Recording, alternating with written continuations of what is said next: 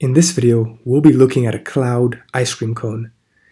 Actually, we'll be looking at the immune system, specifically part 4.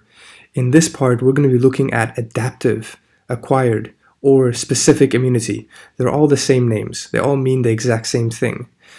In part 3, we looked at innate immunity.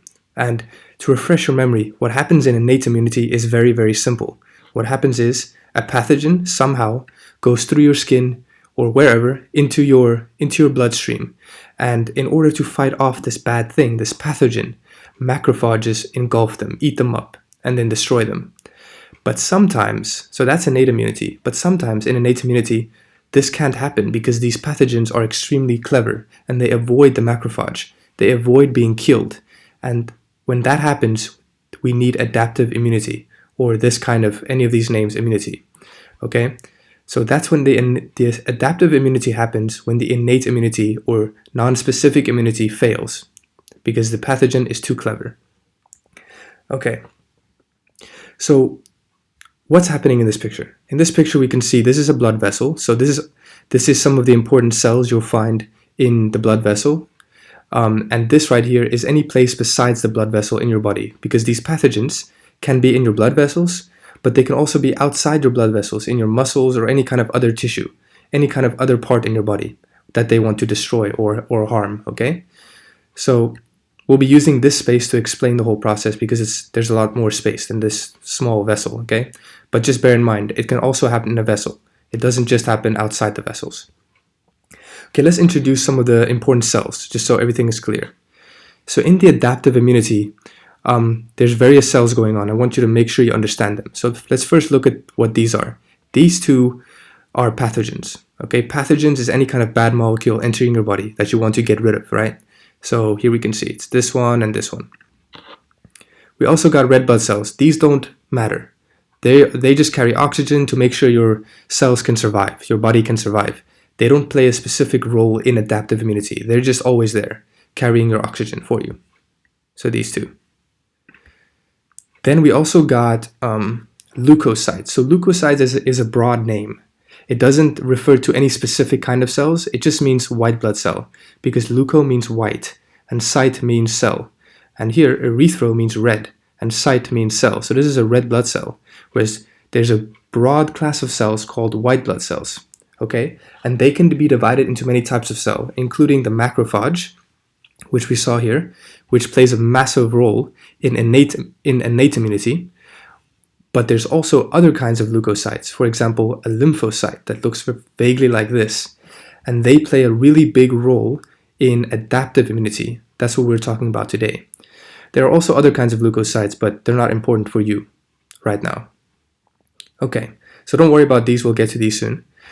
Now, what are these two things, antibody and antigens? This we'll talk about very, very soon. I'm going to explain them as I describe the process, because it will make more sense that way. So let's get straight into it. What happens in adaptive immunity? So let's say this pathogen manages to get into your bloodstream or your tissues. Okay? So what's going to happen is there's this cell that we just looked at called what? Called a lymphocyte. This lymphocyte has a receptor on its membrane. Okay? This receptor is going to bind to a specific part of the pathogen. What part of the pathogen is that? As you can see, these V shapes, these are called antigens. Depending on what kind of pathogen it is, it will have a different kind of antigen. So for example, you can see this pathogen or this bacteria has a V-shaped antigen. This pathogen has a different kind of antigen. See, it has like a light bulb shape antigen. So an antigen is anything that tells us it's a bad thing or gives away that it's a bad thing. So as soon as your cells recognize this antigen, it knows this is a bad thing. If the antigen is not there, then we know it's a good cell. It's part of our body. But all bad cells, all pathogens express these antigens on their cell walls. And when this lymphocyte recognizes with its receptor, and remember, a receptor is anything that can recognize shapes or structures on other cells. Okay, so right now this receptor is recognizing this antigen, and it knows with this blue part. You see the small blue part of this receptor, that part is going to recognize this antigen. And as soon as it recognizes that it's encountering a bad cell or a pathogen, it's going to become or differentiate into either of these two cells, a memory cell or a plasma cell. So that is the two I mentioned here, memory or plasma cell. So what are these two cells? So a memory cell is a cell that is going to make a lot of antibodies and store them. A plasma cell is going to make a lot of antibodies and secrete them. Okay, what are antibodies? Antibodies are basically the same structure as the receptor on the lymphocyte, except it's going to be secreted. It's going to be sent out of the cell into the environment. Okay, and what antibodies do is they bind to the pathogens, antigens, so they are going to be secreted and they'll bind to the pathogens antigens and destroy the pathogen. Okay, it's like a killer, it's like a gun. Don't worry about that just yet. So specifically, an antigen is an antibody generating substance, because an antigen, as soon as it gets bound to by an antibody, as we see here, or as soon as it gets bound by a receptor, it's going to cause the lymphocyte to produce antibodies. Therefore, it is an antibody generating substance, and we know antibodies are made to kill that specific pathogen. It's like a gun, like a weapon, okay? But importantly, you need to know antibodies are specific. This is partly why we call this the specific immunity.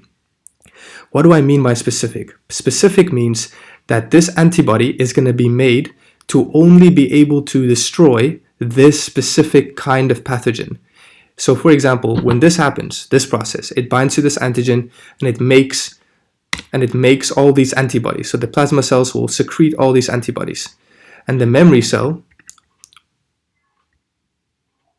will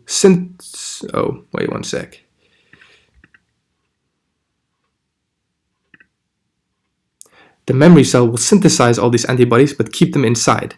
And I'll explain why that's important just now. It doesn't secrete them, it keeps them inside, whereas the plasma cell secretes them. Now this antibody is very specific, so it means this antibody can only destroy this kind of pathogen, and this is what I mean. So once these two pathogens are floating around, if this one comes into contact with this antibody, nothing will happen, because this antibody is specific to this pathogen, not this pathogen. Okay, because as soon as this lymphocyte binds this pathogen and recognizes its structure, it's going to make a weapon or an antibody specific to this kind of pathogen. It can only kill this pathogen, won't be able to kill another one. So therefore, as soon as it comes into contact with this pathogen again, it will bind to it and kill it through various mechanisms. So what kind of mechanisms can it kill by? There's 3 mechanisms you should know about. It can either bind to the antigen, so the antibody or this weapon can either bind to the antigen, and what that does is it slows it down. It makes the pathogen move more slowly because it's got a big weight on it now. And once that happens, that can allow these macrophages, which weren't able to kill it before, be able to kill it now, because now it's slowed down, it's slower, it's easier to catch. Okay? So that's what that one does. Or it can, as you can see here, make the pathogens clump together, because when this antibody binds it, so this, by the way, an antibody can bind 2 pathogens at once, because it can bind one antigen with this part and then another antigen with this part. So it can bind 2 pathogens at once. So when it does that, you can see it binds to 2 at once, and then this back part can bind to another antibody. And so they form this kind of structure where they force the pathogens to clump together. And when they're clumped together, again, the macrophages can easily access them and kill them, because now they're all together. They're in a specific place instead of being spread around. And the last one is these antibodies can bind and simply destroy the pathogen directly. It can make holes in the pathogen. It can break the membrane. It can basically kill it directly. So either of these 3 methods is a way that you need to know how the antibodies can destroy a pathogen. So lastly, what do the memory cells do? So memory cells store these antibodies in case you encounter this pathogen again at a later point. So say you just got sick.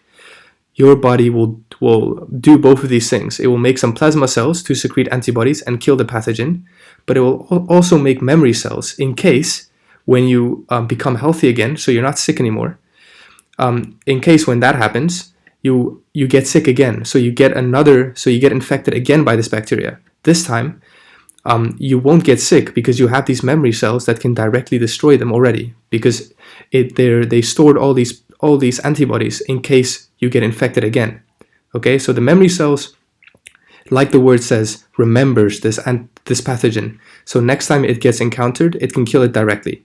Whereas the plasma cells make antibodies when you get sick the first time, so you can kill the pathogen that you were infected by. Okay, so plasma cells are for a quick effect, whereas memory cells are for long-term effect.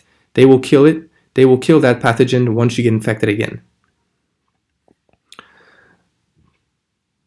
So the key thing I think you have to remember is that antibodies are specific. When they are made, they only are meant to kill one kind of pathogen, not more than one. And that's why it's called specific immunity. So just remember this, and this is very few details that you need to know. This is what standard level needs to know. If you're an HL, you're gonna have to know more details than this, but this specifically is for standard level students. Okay, so it's the very basic idea. If you're an HL, you're gonna learn a slightly more detailed thing that is pretty similar, but it's gonna be slightly more detailed. So I hope this made sense.